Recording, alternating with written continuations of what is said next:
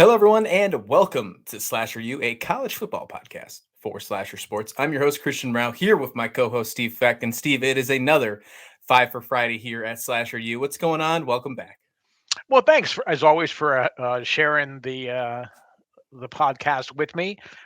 I'm kind of really enjoying the Five for Fridays because we're getting into the not the glamour games all the time.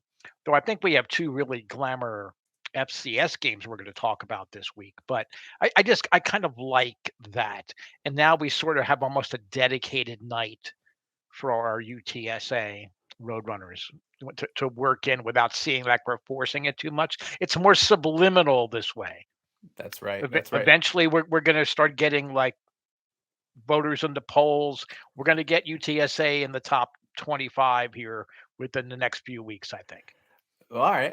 I feel good about that one. Okay. Sounds good. Okay, football writers, pay attention to the pen. That's We're right. You're getting getting very sleepy. sleepy. Getting very sleepy. Well, as you know, at Five for Friday, we do exactly that. We cover 5 games that you should pay attention to for the weekend that's up ahead. We're going to change it up a little bit this week, and this is going to be the new format for the foreseeable future. We kind of touch base on, it's basically our pickings for the last few weeks. Gave ourselves some parameters.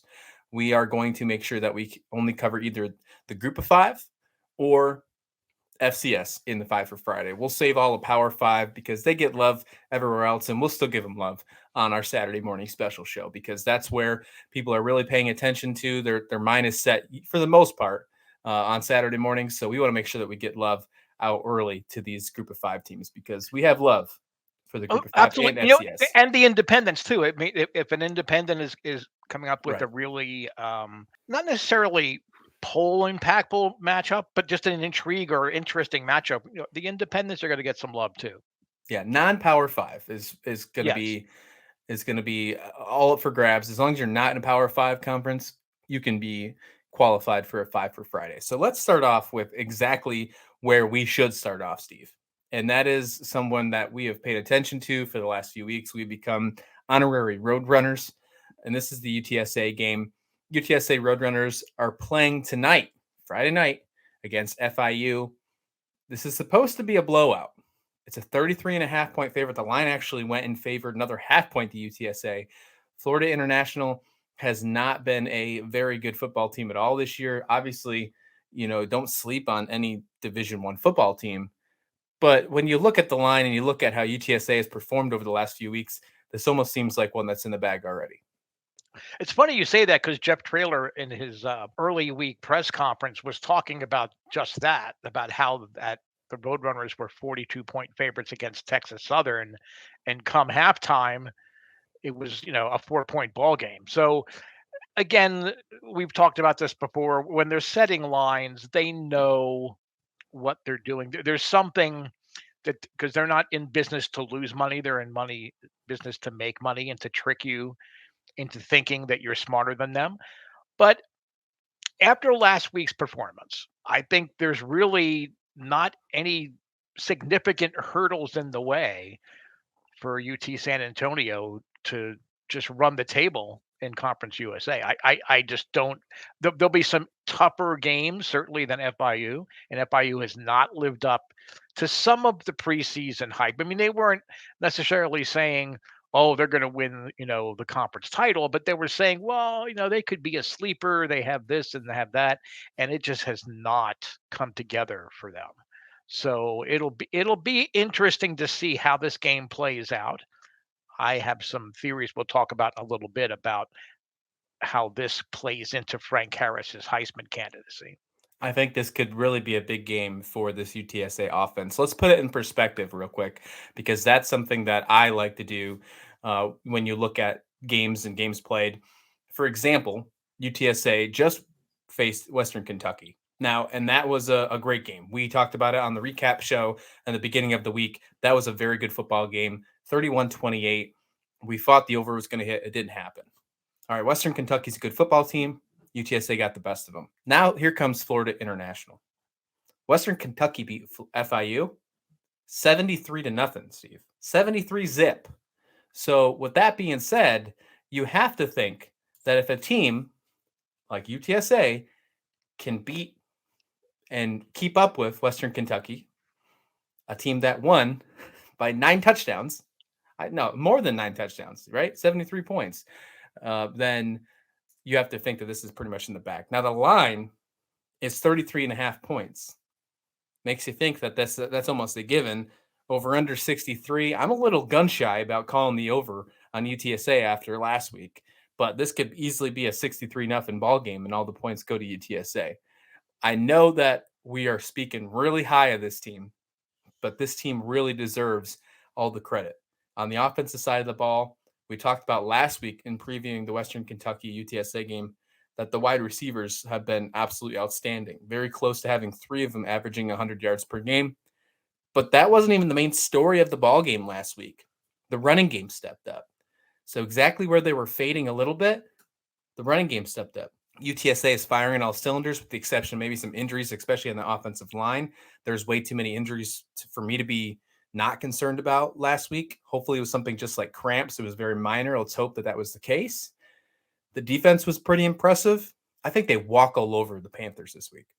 Oh, absolutely. And unfortunately, one of those offensive line injuries, he's out for the year. So they now have 2 game 1 starters that are out from the year on the offensive line. They've been banged up a little bit on the defensive line as well. But I think that the line and the over under are influenced to the point that UTSA is going to get far enough ahead in this game that they can start working in some of their second and third stringers, maybe give Frank Harris a blow unless he's having like a historic kind of game.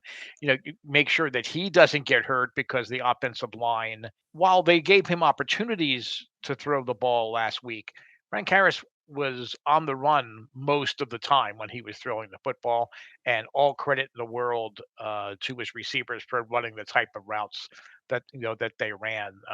DeCorian Clark, I just may run the best pass routes. I'm not talking about performance or just running the best pass routes and finding ways to get open. He may be the best of it that I've seen so far in this 2022 season.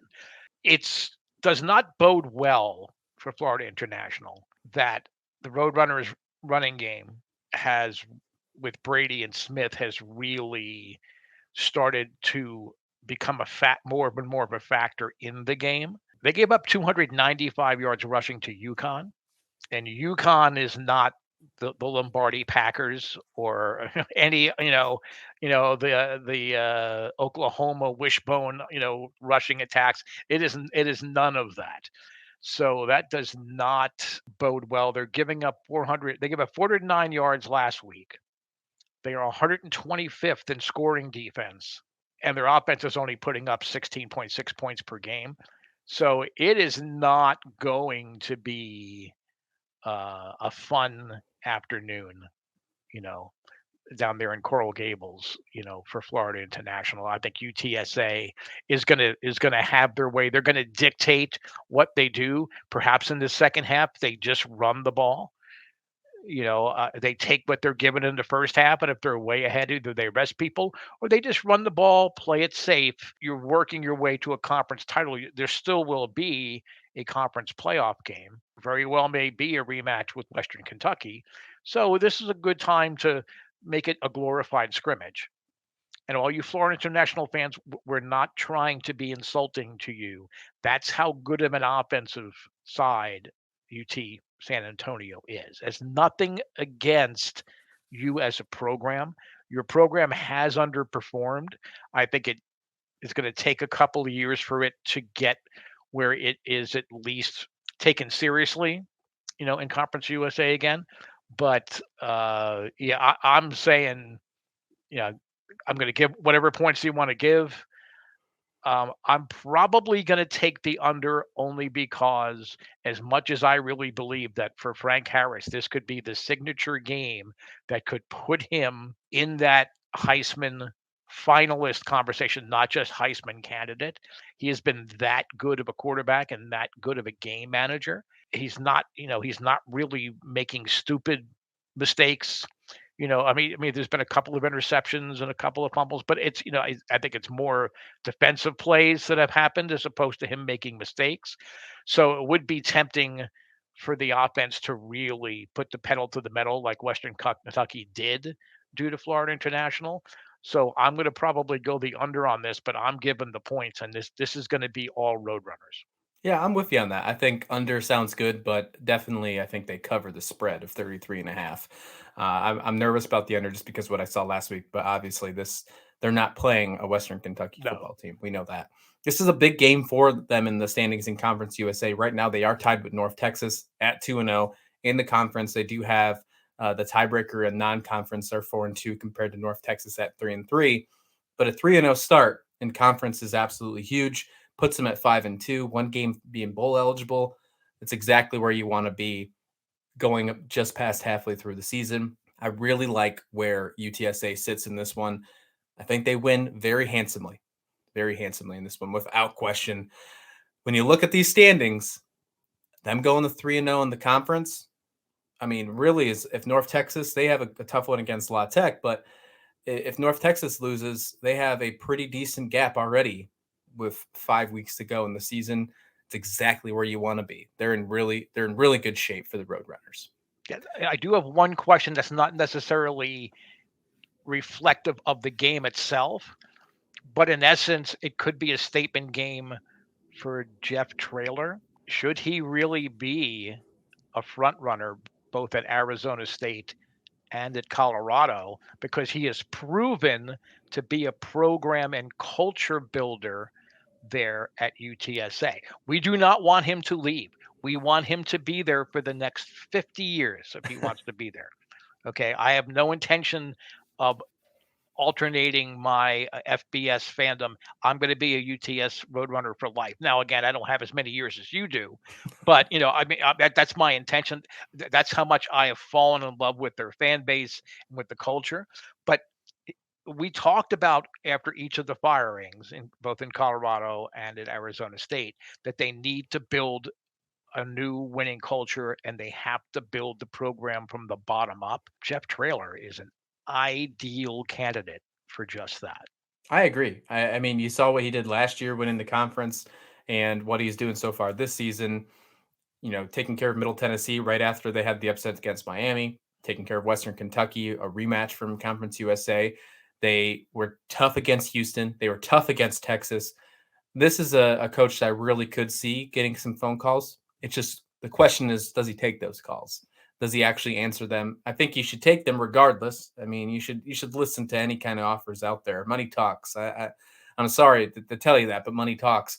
And if he can go to a good program or a good fit, and I do think something like an Arizona State or a Colorado would be a great fit for him. I don't think it's such of an improvement, especially like a Colorado. UTSA is a top-notch group of five team, but having the opportunity to take over a Power Five school, change the culture, he's shown that he can do that. He would be a fantastic fit if they could get him away from the Roadrunners, away from 210. I just don't know if they'd be able to do that. I just don't know if any team is going to be able to do that. Maybe if Jimbo Fisher's job becomes available and he stays in the state of Texas, maybe that would be up. But I don't know about that. All right, let's head over to the Mountain West and let's talk about Air Force taking on UNLV. I actually really like this football game.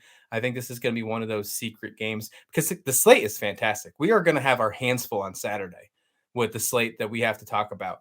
I'm pretty sure in our Saturday six pack, Steve, every single one of the games that we're going to talk about have ranked opponents in it. And I'm pretty sure they have ranked opponents on each side of the football. Like Mhm. it's going to be a very busy week of college football. This is why we like this Five for Friday because there's still really good football games that are not in the AP top 25 that need to be paying attention to. And this is one of those that really stick out to me. Air Force and UNLV. We've seen UNLV really just play peaks and valleys all season, and Air Force, with the exception of that Wyoming game, has played pretty well too. So I'm really interested in this football game. How about you? Oh, so am I. I mean, UNLV has proven to be a much better team, especially on the offensive side of the ball, than I think a lot of people thought. I think they're going to continue to make noise in the conference. You could argue that Air Force has not played as well as perhaps that they should. But when you have the nation's leading rushing attack at 352 yards a game, it's kind of hard to nitpick and say, well, gee, Air Force isn't getting it done. Air Force is 5-1 when they control time of possession.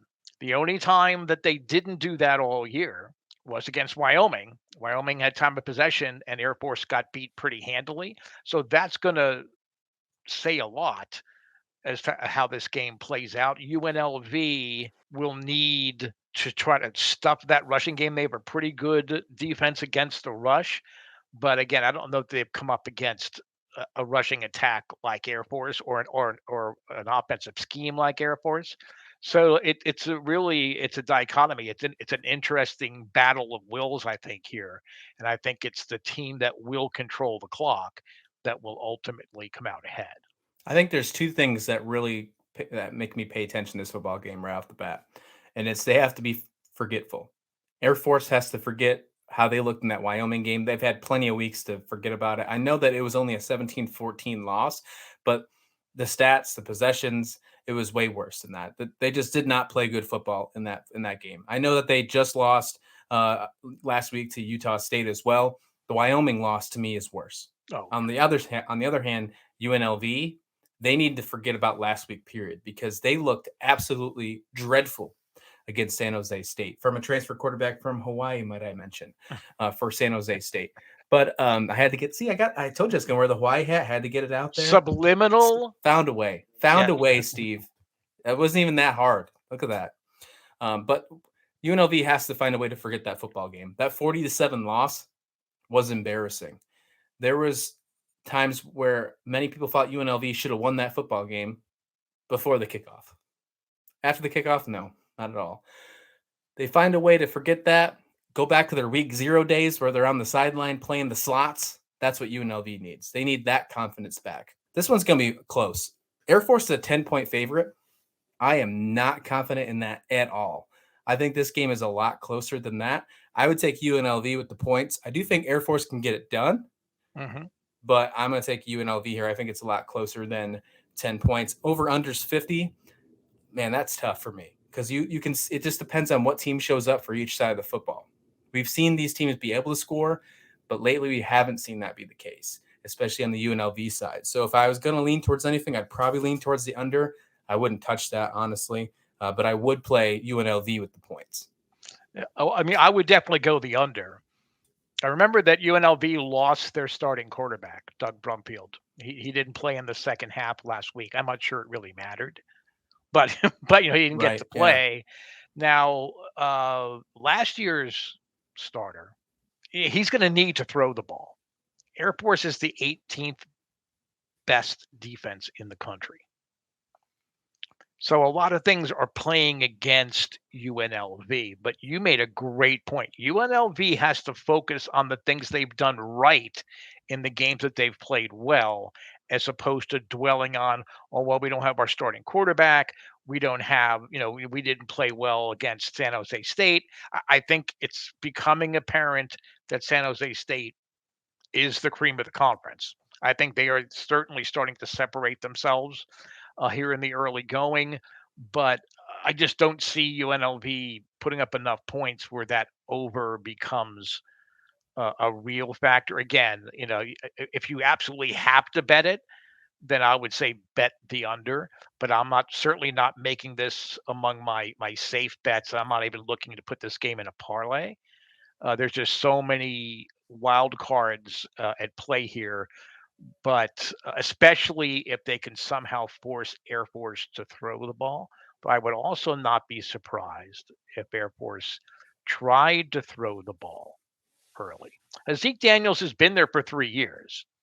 He's a running quarterback. He's a mobile quarterback, and mobile quarterbacks have given UNLV all kind of problems.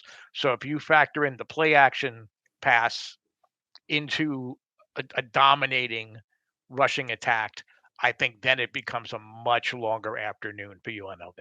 All right, let's head on over to the American. And when I look at this football game, Steve, right off the bat, before I even dig into it, reminds me of last week's Conference USA game between UTSA and Western Kentucky.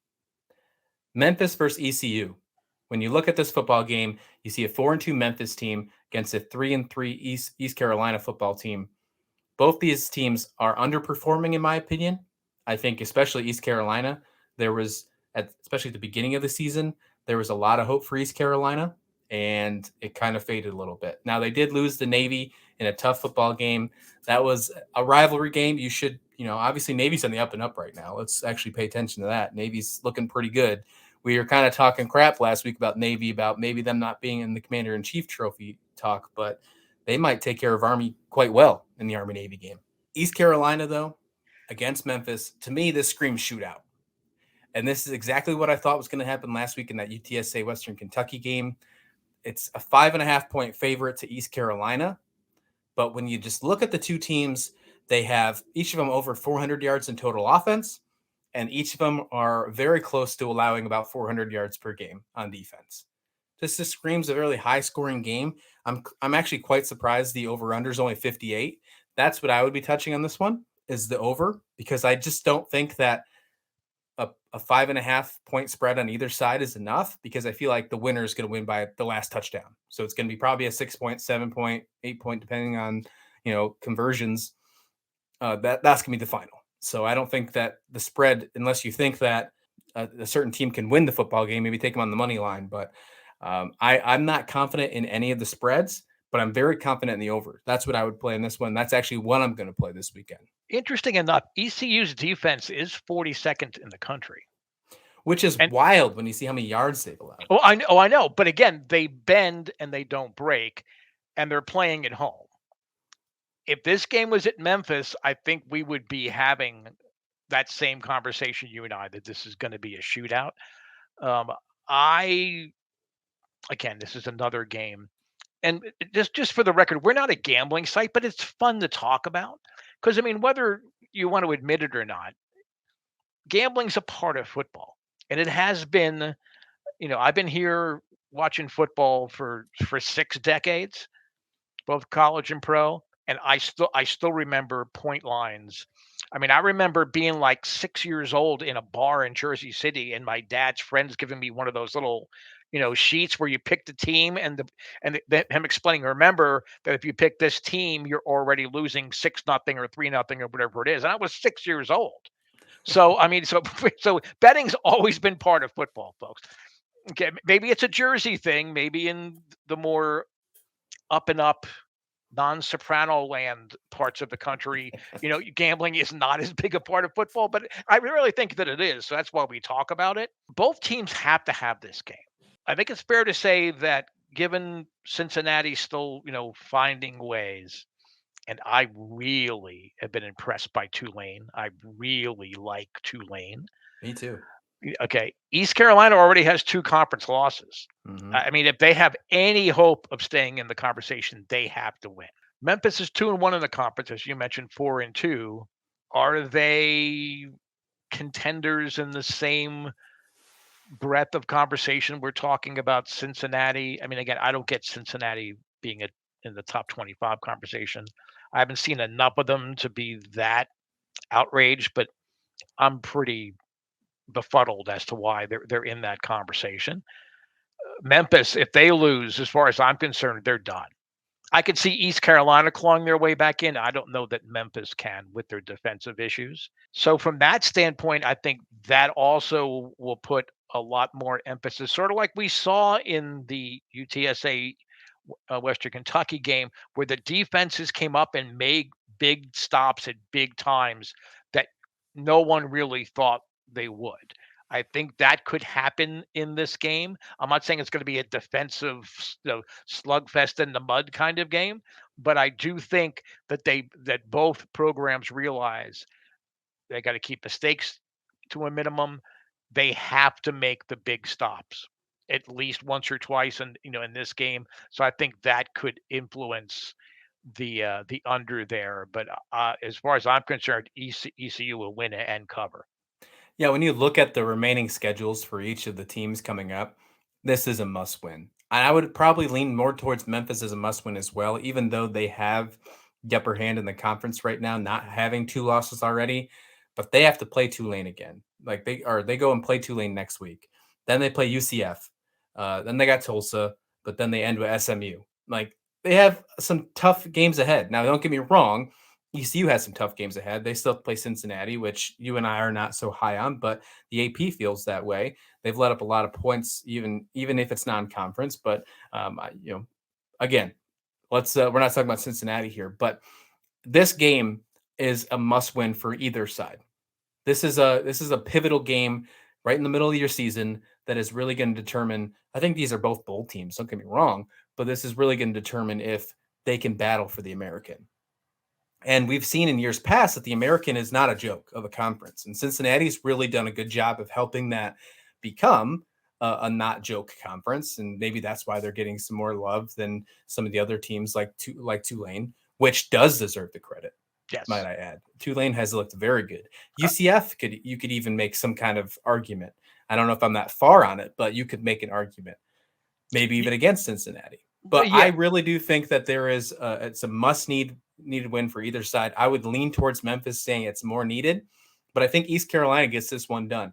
I'm not really big on it being at home because it hasn't mattered so far this season for East Carolina. They're 2-2 at home, so there doesn't really show like there's an advantage. So that's not the reason why I'm calling it for East Carolina. I do think this game's close. I'm still sticking with the fact that it's going to be a shootout. Last touchdown wins, so I'm not touching the spread, but I think East Carolina finds a way to get it done. All right, here we go, Steve. I know you are absolutely excited about this part because this is what we get to end off with every 5 for Friday now. We get to go to the FCS. And what a perfect week to start off with some FCS content on 5 for Friday because there are plenty of games to choose from. We'll be talking about one I know on Saturday with your Misfit game. I know you find a way to get one in there, but I had to throw a little executive card at you and say these are the games we have to talk about on this one because they are some really good football games. Let's start off with Idaho versus Montana because the other one is a little high key as well. Montana, I've been screaming about them. We've been talking about FCS for the past few weeks on our Wednesday show. Why aren't they the top team in the country? Idaho's not ranked. I get it. But this is a chance for Montana to really show up and really play good football. They're coming off their bye week or idle week, however you want to call it. I really like Montana in this football game. Hey, Idaho used to be an FBS school. It's not like this is a walk in the park. Montana's going to get this done, though. They're going to show why the Big Sky is not a joke. I'm hammering in Montana. I don't even know the spread of this one. Again, FCS, like we were talking about before the show, the spreads for FCS are so hard to find. Maybe you can, if you have it, I know you're looking at your paper, but it's a tough one. But I really like Montana in this game. Yeah, actually, I mean, I for the FCS games because I was so excited about the games themselves.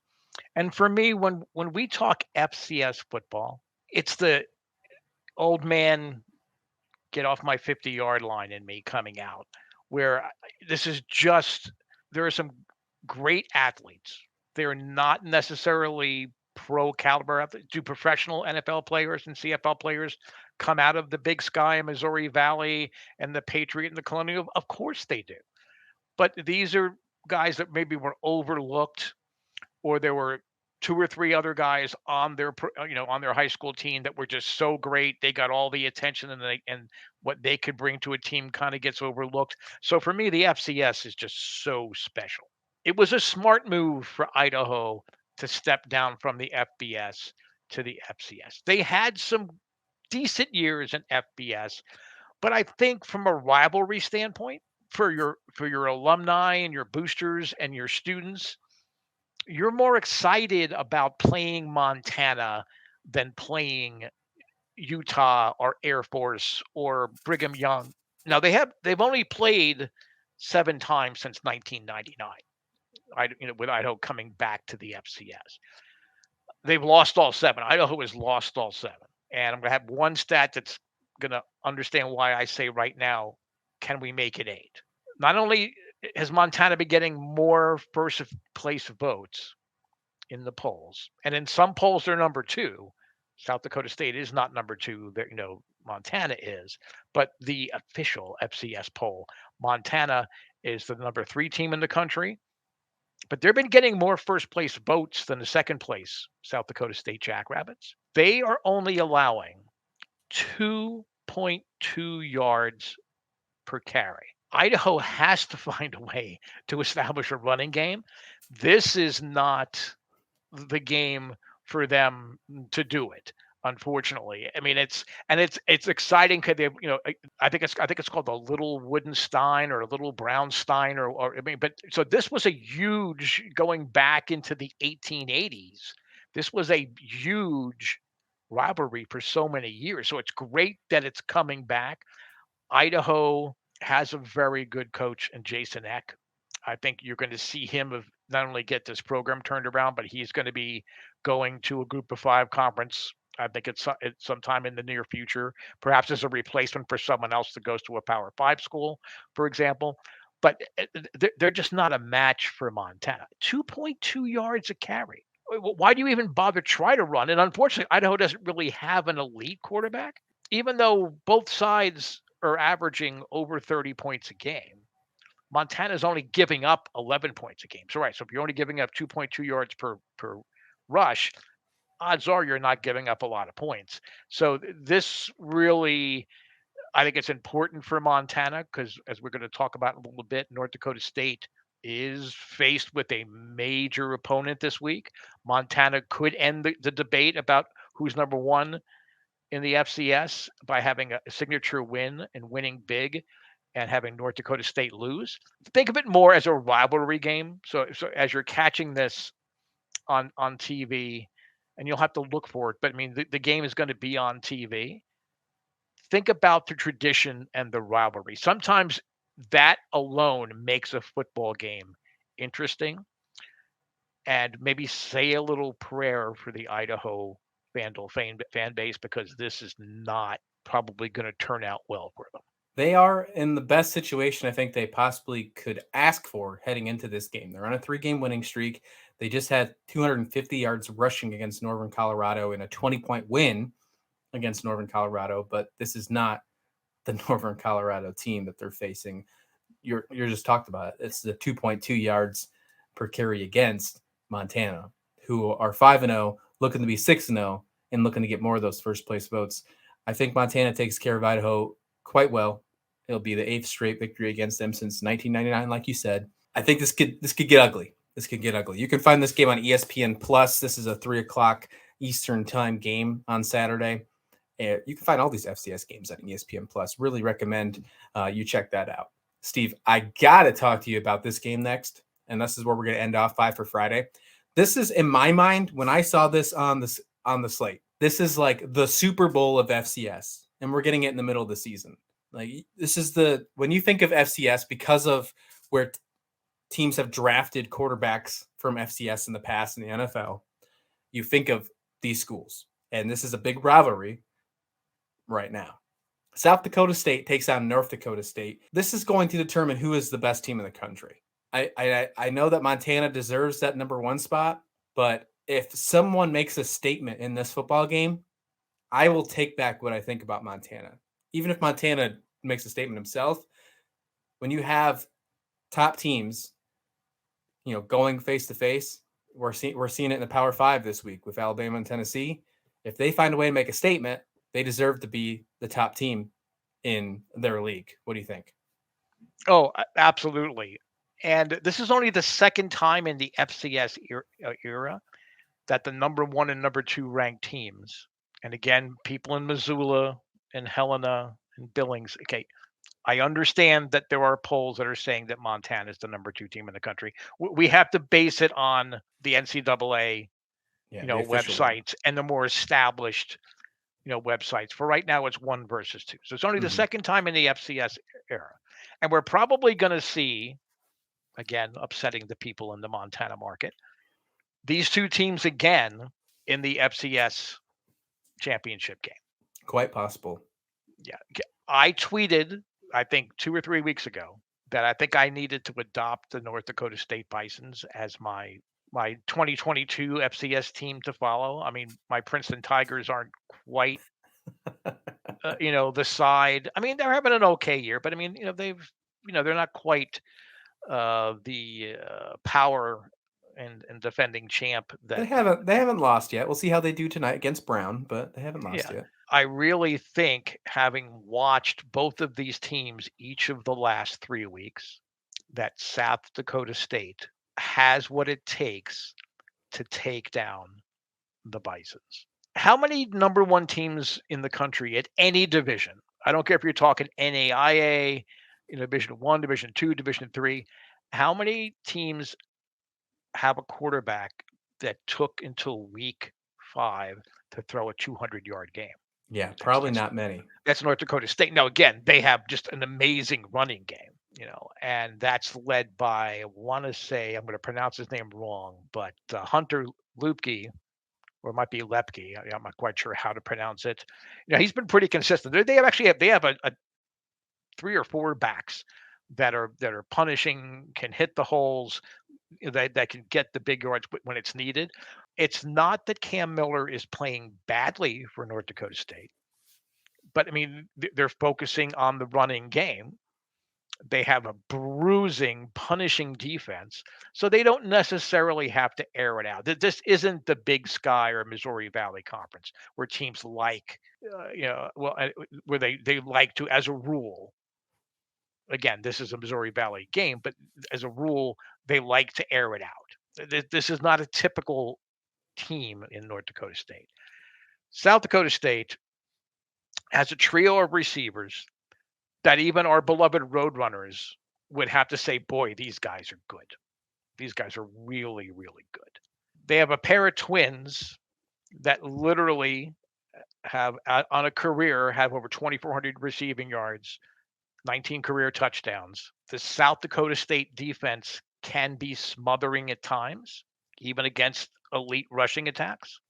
So I'm going to come out and say right here, even though North Dakota State does a great job of being patient on offense and just beating you down on defense, there will be a new number 1 team in the FCS next week, and it's going to be the South Dakota State Jackrabbits. I like it. Hey, last 2 weeks, South Dakota has allowed 111 rushing yards in the last 2 weeks. That's not per game. They allowed 92 last week, and they allowed 19 the week before. The closest game they've had all season was against UC Davis on week 2. They allowed 49 rushing yards. North Dakota State is known for that running football, just like you said. Miller didn't have to do a lot. He's going to have to do a lot this week. It's going to be in his hands a lot more. He's only had 1 interception this year. Is this the time where he starts making some mistakes? I think that's where it really comes down to for me to see if North Dakota State can win this football game. Miller's going to have to make some decisions that he hasn't had to make all year. He's going to be forced to make some throws that he probably hasn't had to make all year. And do they become successful, or do they turn into mistakes? Because I do think that they're going to stop the run. Just based on what we've seen in the past few weeks, I think they haven't let up a 100-yard rusher in 3 weeks. I think 3 weeks ago they were about 120, I think it was, or something like that, 140. But that's still not that bad. That's still not North Dakota State numbers.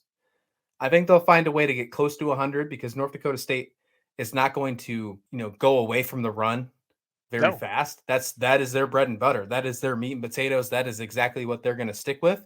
And when you are a top team in the country, you don't stray. You don't run away from things that you know you're good at. But I think there's going to be a moment in time when they're either down in the football game or they're going to realize they have to make adjustments. Maybe it's after halftime. Maybe it's a close game, but maybe they realize, hey, we got to do something different in this football game if we want to, leave on top. And that's where those moments are going to happen. So that's what I'm really looking forward to. I'll lean towards South Dakota State with you too, because I do like that run defense. And that's what's really pointed me in the right direction on that one. This is going to be a great football game. Again, ESPN Plus is where you can find this one. This one's at 3:30 Eastern. This is a really good game to watch. If you can't watch it live, get ESPN Plus, watch the replay because it's worth it. All games on ESPN, if you have ESPN Plus, you can watch the replay. It's one of the greatest things in the world. Yeah, and then just to temper people that like, oh, great, it's going to be snow in the Midwest this year. It's going to be this week. It's going to be cold. It is played in a dome. It's a dome game, so you can see all the snow and blizzards you want out in the Dakotas. It's not going to affect the game itself. North Dakota State has shown again, games against Youngstown State that I watched pretty much every down, whether it be live or going back and watching the game in its entirety. Every opponent, even when it's close, they are stubborn and they stick to it and they just try to run the ball down your throat. I wonder what it will take, as you alluded to get them out of that mindset and throw the ball. It's got to be a way that it's got to be them stopping the run, but just when, how far into the game? I would put my money on after halftime because I think this is a game that we're going to be paying attention to the very end. Mhm. And it might come down to a Miller turnover, or it might not. And that might be the deciding factor. If I had to put money on how it ends, North Dakota State quarterback is the one that's going to be the game changer for me in this football game. 100%.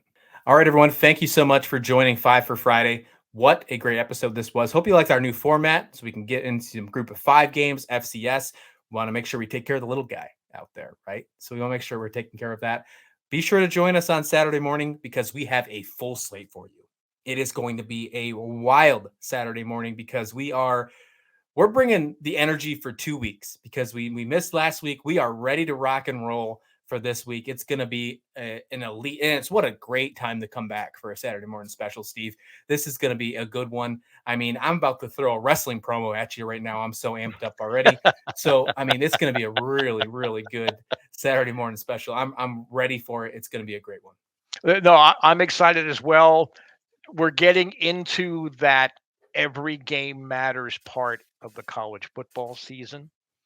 Even if you're playing a team that seemingly you can handle or you should handle, the team that needs to win, the pressure is building a little bit more each week. So it's always fun to see when a team either has its coming out party and silences the critics or starts to have the nervous breakdown and having more of their fans in the stands drink earlier to be able to cope with the disappointment. So it's going to be a great show on Saturday.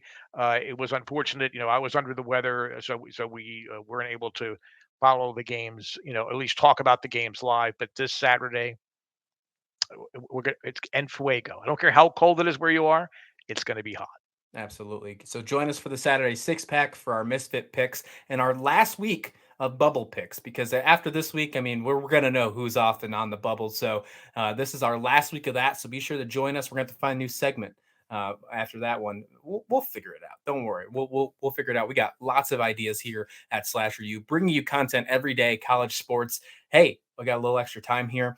Also, little heads up, college basketball is in the works. You're also going to see on your feeds today a college basketball preview. Our first preview of the year is in the books, and we'll have the ACC and Big East in your feeds and on YouTube. So be sure to check those out as well if you're not only into college football, but in the college basketball as well. Like I said, here at SlasherU, we're giving you everything college sports content every day. Thank you so much for the engagement and for all the support so far.